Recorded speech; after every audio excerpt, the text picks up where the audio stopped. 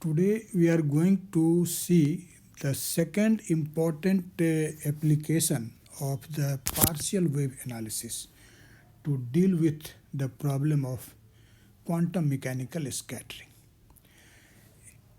Actually, we have seen the first application, which was a scattering by a hard sphere or rigid sphere.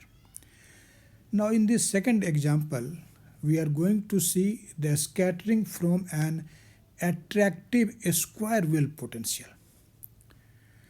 You know, a square wave potential is actually not a physical reality, it is an ideal potential.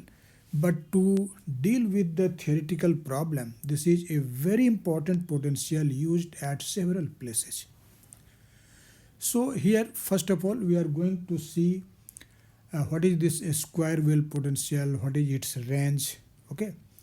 And after that, we will set up the Schrodinger equation, particularly the radial part of the Schrodinger equation, because you know, whenever you apply the partial wave analysis method to solve the scattering problem, definitely that problem is dealt in terms of the radial part of the Schrodinger equation, okay? So let us see this graphical plot. Here actually I have plotted this potential V of R in against of R. And you can see when this R lies between 0 and A, then the potential has a constant value, and this is minus V naught. Since the potential is attractive, so this must be negative. So you can define this attractive potential in this way, that this V of R is equal to minus V naught when 0 is less or equal to R and this is less or equal to A. Or in other words, you can also say that simply when R is less than A. Okay. And after that, you can see when R is equal to A, the potential abruptly falls to 0. And after that, on increasing R, potential does not increase or decrease, it remains at the value 0. So this is equal to 0 for R greater than A. So actually this A is the range of this potential, because this potential has non-zero value in the range 0 to A. Okay. So this is a short range potential, you can say, or a finite range potential. It has a finite range. Okay. So this square wave attractive potential is defined like this. I have mentioned here actually this potential function V of R equal to minus V naught for R less than A, and it is 0 for R greater than A. Okay. Now as you know, for solving the scattering problem, first of all we have to consider a beam of particles with energy A which will be incident on this potential. So I have marked here that this is energy E, which represents the energy of the incident beam of particle, and that beam of particle actually get incident on this attractive potential. Then what will happen? A scattering will take place due to this potential, and our prime aim again will be how to find the phase shift, okay, and how we can obtain the expression for the scattering cross section. So always in any scattering problem, we by the method of partial waves, we talk about the calculation of phase shift produced by the scattering potential and the calculation of a scattering cross section.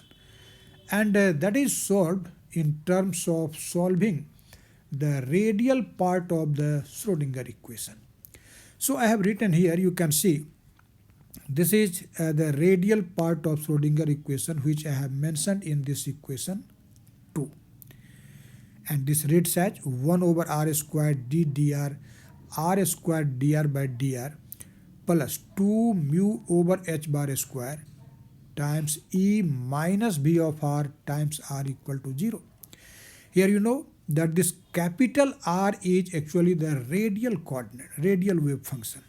This is radial wave function, and this radial wave function is actually only the function of the variable small r.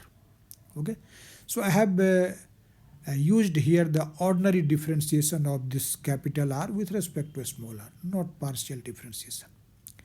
And mu, you know, this is actually the effective mass. Okay, E is the energy of the incident beam of particle and V of R is the potential. Now, to cast this equation in a suitable form, let us make a substitution here. This capital R is equal to a small r times a small u. Or you can say that we introduce a new wave function, a small u of r, which is related to this radial wave function capital R by this relation. Okay. Actually, when you will use this relation, r capital R equal to a small r times u in this equation 2, then your equation 2 becomes like this. I have not done the algebra. There will be a little algebra here, and you always talk about such algebra in quantum mechanics, and I think definitely you can do it. So I have written it directly, because when we will consider each and every step or minute step or very small elementary step, the video will be lengthy. So you can do it. So let us see. When you will make this substitution, capital R equal to a small r times the wave function u, then your equation 2 becomes like this. This is d2u by dr square plus 2 mu over h bar square times E minus B of R ur equal to 0. Okay. Now this V of R, you can see this V of R is what, which I have shown it here or defined in this equation 1. So when this equation 1 will be used in this Schrodinger equation, then there will be actually the two Schrodinger equations for the two regions. First region is the region where R is less than A, and another region is for R greater than A. Okay. So if you talk about the region R less than A, then you can see the value of potential is minus V naught. So this V of R will be replaced by minus V naught. So this will be E plus V naught. And your equation becomes d2u by dr square plus 2 mu over h bar square times E plus V naught times u equal to 0. Okay. And in the second region, when R is greater than A, then potential is 0. So this term V of R will vanish. But before that, let us substitute K dashed equal to this much, a square root of 2 mu E plus V naught over h bar square. So when you will take K dashed instead of it, this equation becomes d2u by dr square plus K dashed square is equal to 0. And this equation is for the region R less than A. Okay. Now for the second region where R is greater than A, you have seen that in this region potential function is 0. So Schrodinger equation becomes d2u by dr square plus 2 mu E over h bar square u equal to 0. Okay. And I have substituted this K square instead of this 2 mu E by h bar square. Okay. Or you can say that K is equal to a square root of 2 mu E over h bar square. Okay. Now you can see both of the equations 4 and 5, both are actually the equation of simple harmonic motion. Here the variable u is oscillating with R with angular frequency K dashed and angular frequency K. These are the angular frequencies of this oscillation.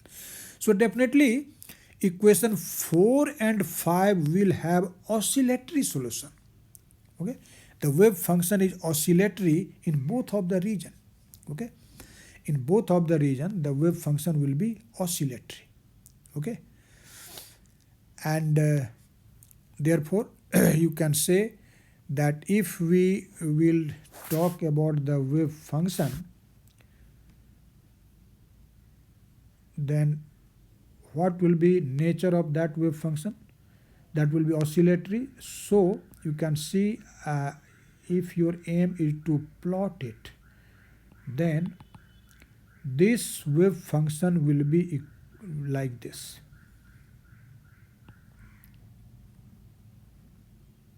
Okay, in both regions this is oscillatory. So you can write the solution of equation 4 and 5 in this way. Solution of equation 4 you can take as u of r equal to a sine k dashed of r. This is for the region r less than a. Instead of sine function, you may take cosine function, okay, or e to the power I k dashed r. You can take it. And for the equation 5, the solution can be written as u of r equal to b sine k r plus delta naught. Actually here a and b both are integration constant, okay, whose values are not known, and delta naught is also a constant. This is actually the phase shift due to the scattering by the potential. There will be a phase shift of the incident wave, and the phase of the scattered wave and the phase of the incident wave will differ by this amount delta naught. So delta naught, why I have written actually delta naught, because here we are talking about the low energy scattering, and in case of low energy scattering we will talk about only for S waves. And for S wave, you know, for S wave, what is the value of L?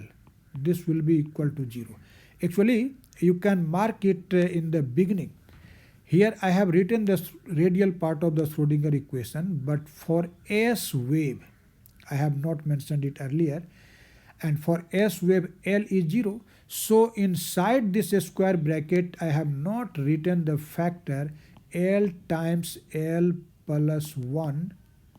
Okay, this factor has been not written in this equation because we are talking about the S wave or S state, you can say, for which L is equal to 0. Okay, so I have written this phase shift by the symbol delta 0. In general, you know, in partial wave method, phase shift is written by delta L, but when L is 0, then it will be denoted by delta naught. Okay. Now, in fact, if your aim is to evaluate the constants A, B, and delta naught, then you have to use the boundary condition. And you know, our wave function satisfies the boundary condition at a particular boundary. And in this case, what will be those boundary conditions? Actually, you know, the wave function itself, that is u, and its first order derivative are continuous at the boundary.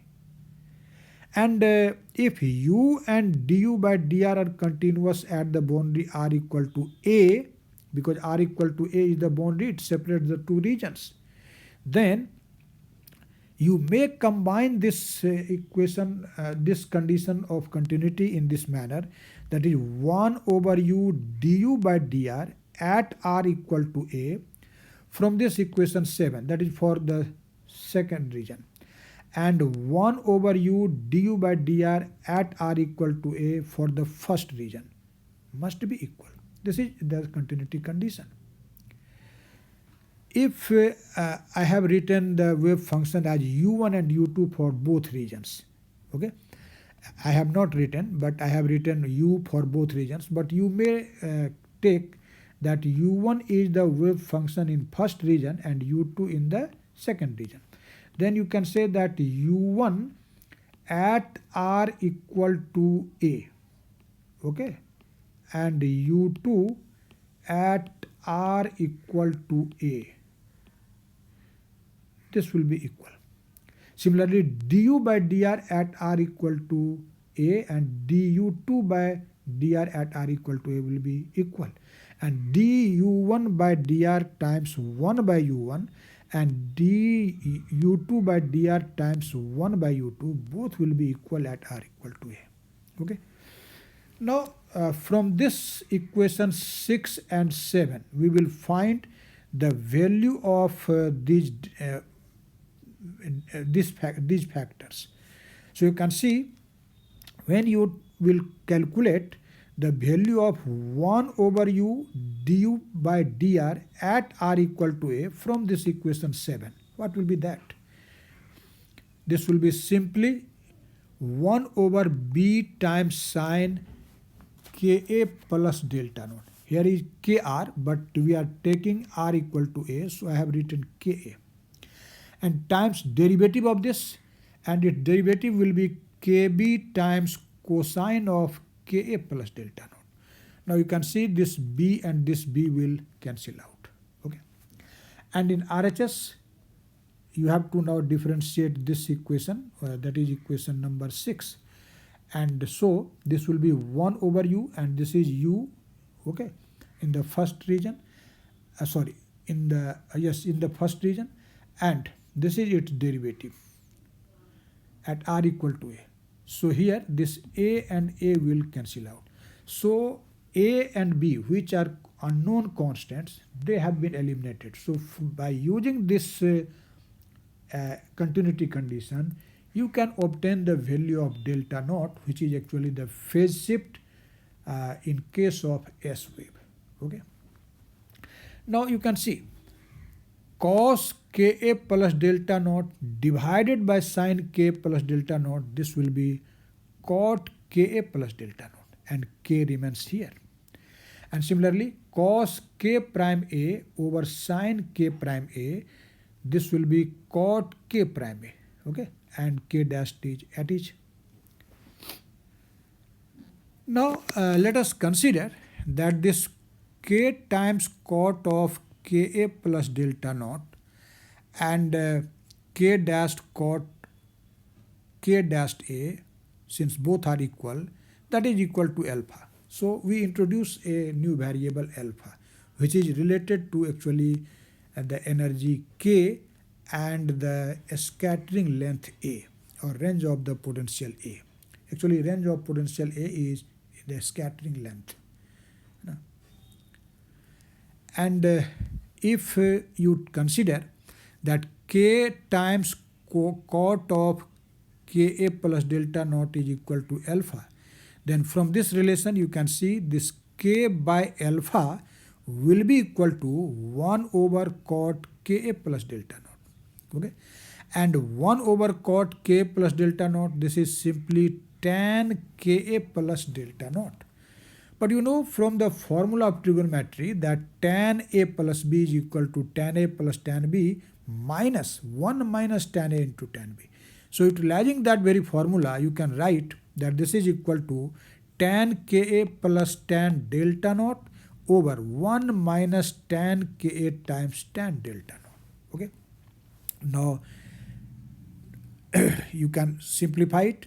This will be tan Ka plus tan delta naught equal to K over alpha times this much. Okay. Now rearrange that term. Actually, we bring this second term, which is negative, in LHS. So when you will take it in LHS, that will become plus. And you can take this tan delta naught as a common factor, and this will be 1 plus K over alpha times tan Ka, and bring this tan Ka in RHS. That will be minus tan Ka. So this is K over alpha minus tan Ka. Okay, and so you can now obtain the value of phase shift by this for relation. Tan delta naught will be equal to K over alpha minus tan Ka over 1 plus K over alpha tan Ka. Now, if you will take K as a common factor in the numerator, then the remaining factor will be 1 over alpha minus tan Ka over K.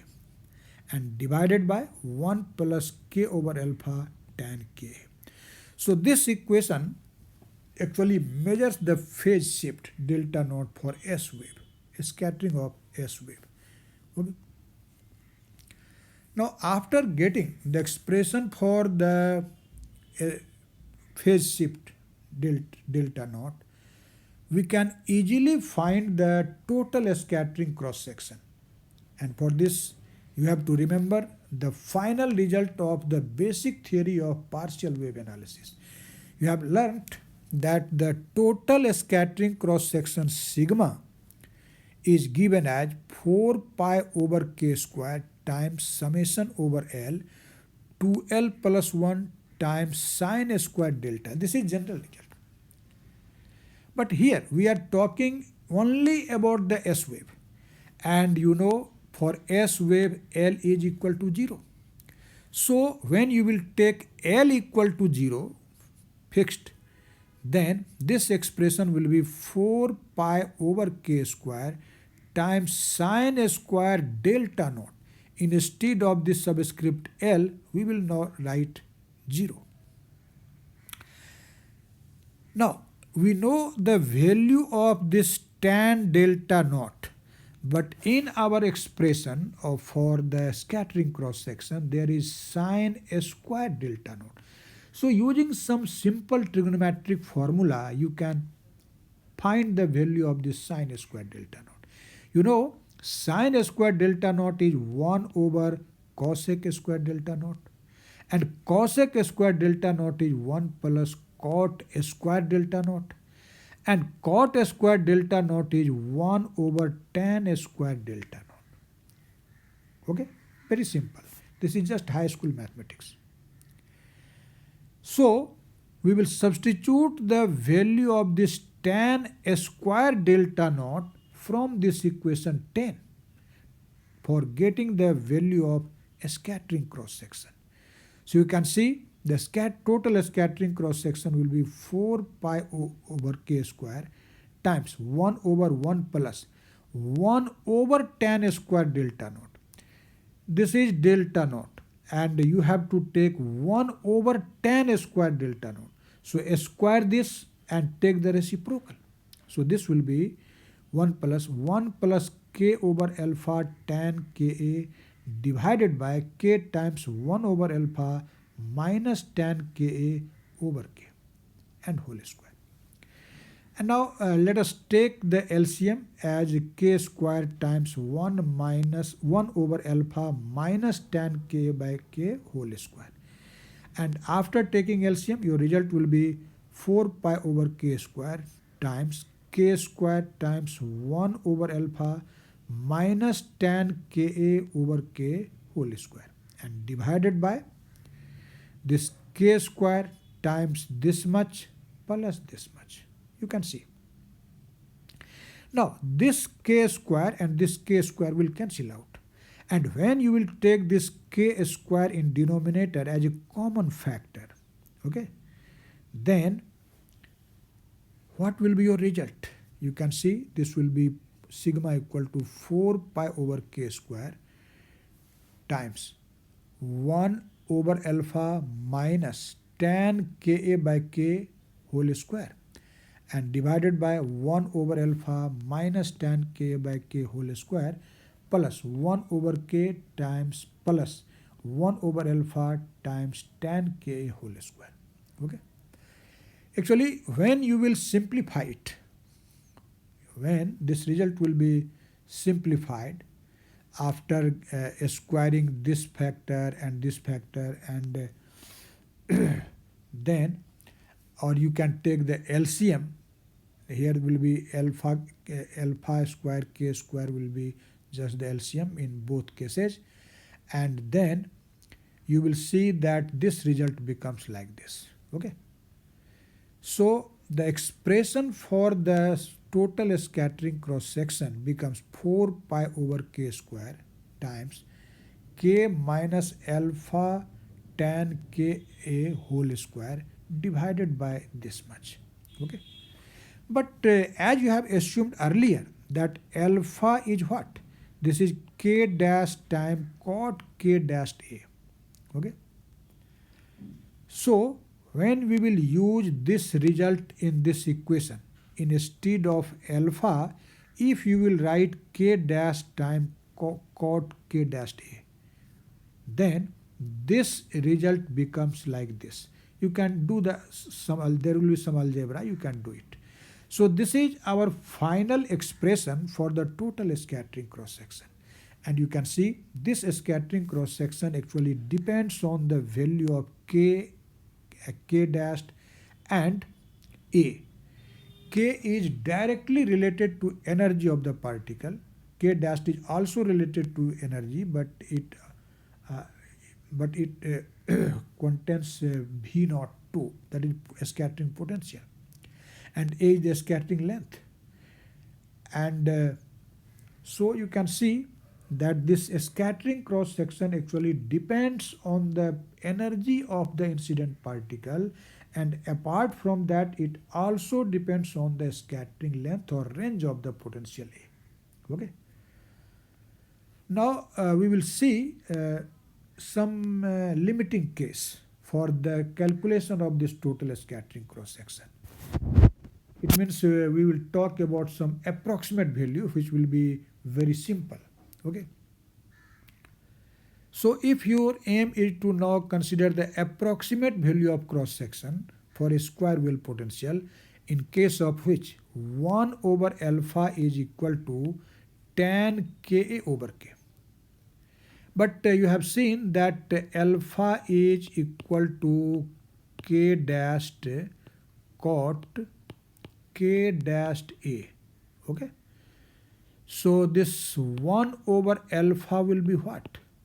This will be 1 over this much, but 1 over K dashed A, this is equal to tan K dashed A. Okay. And divided by K dashed. So instead of 1 over alpha, you can write tan K dashed A over K dashed. And that is equal to tan Ka by K. Okay.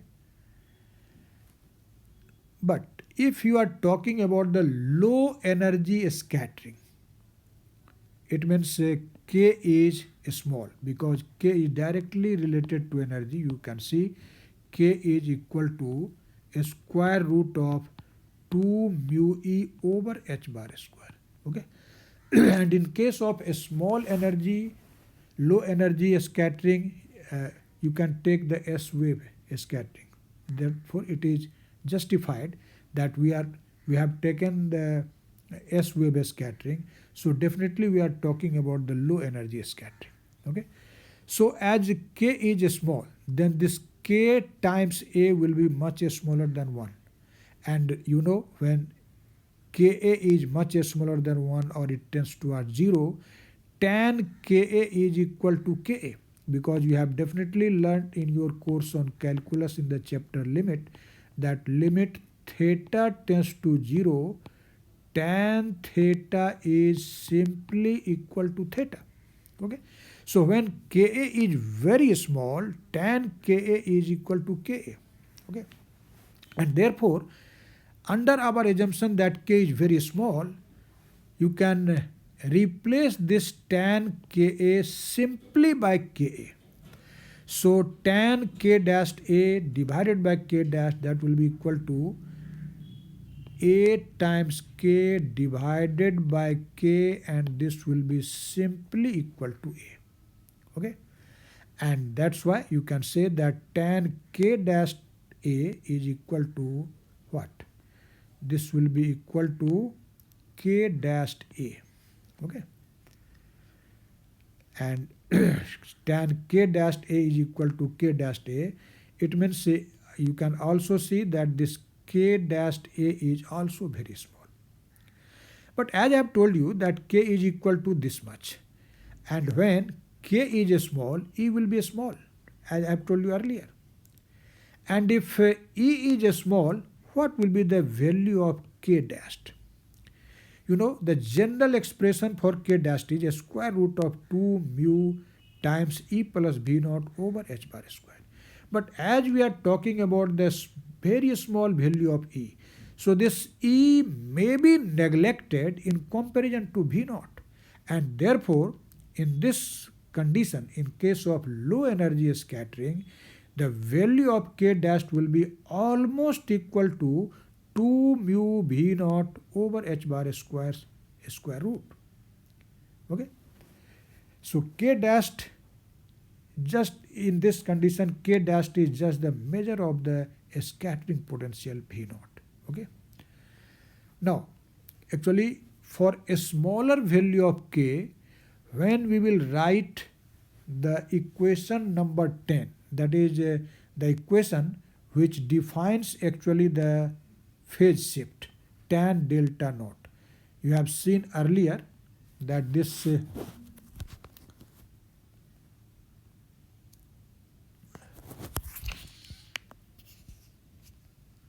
sorry, see here.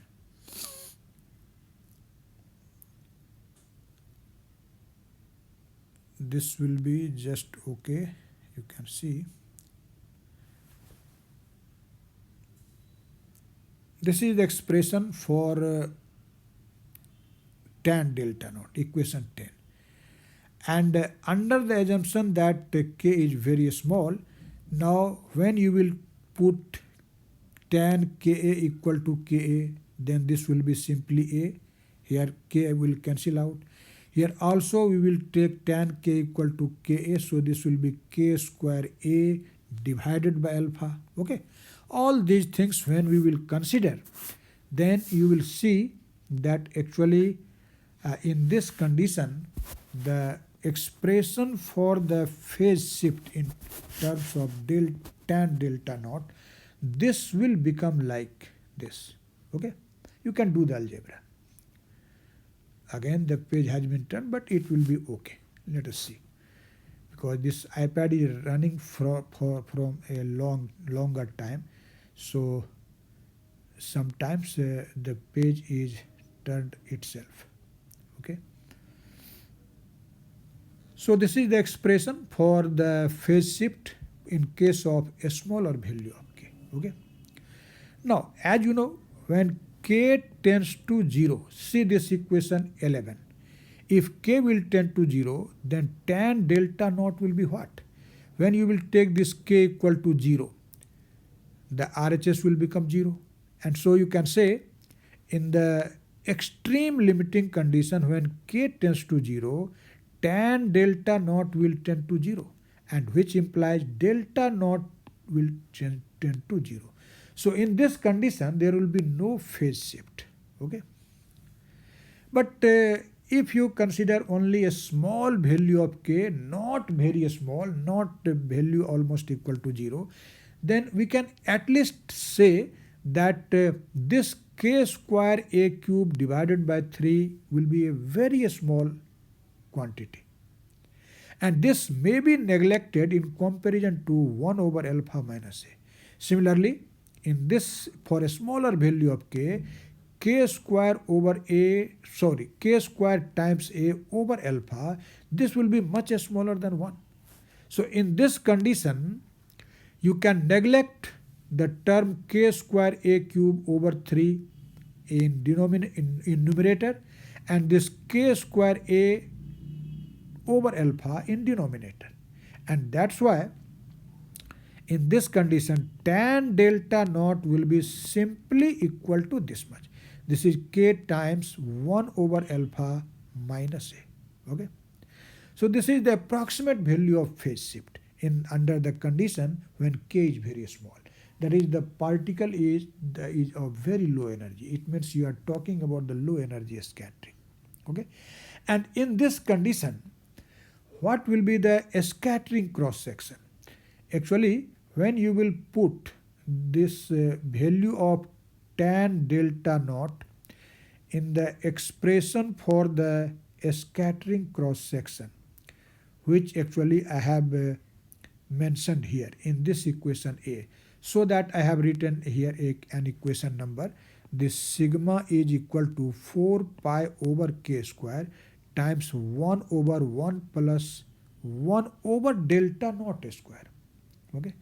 and you have obtained the approximate value of delta naught. So when you will substitute here that value of tan delta naught, then you will get the approximate expression for the total scattering cross section. So after substituting this value of tan delta naught in that very equation A, the approximate result for the total scattering cross section sigma is 4 pi over k square plus alpha square over 1 minus alpha a whole square. Again, you can see even in this approximate result for the total scattering cross section indicates that the value of the total scattering cross section depends on the energy. K is directly related to energy. Okay, and also on the scattering length A, okay, or range of the potential A. Okay, so this is all about the scattering from an attractive potential well, and I hope definitely you have clearly understand the concept and the calculation. Okay, thank you very much.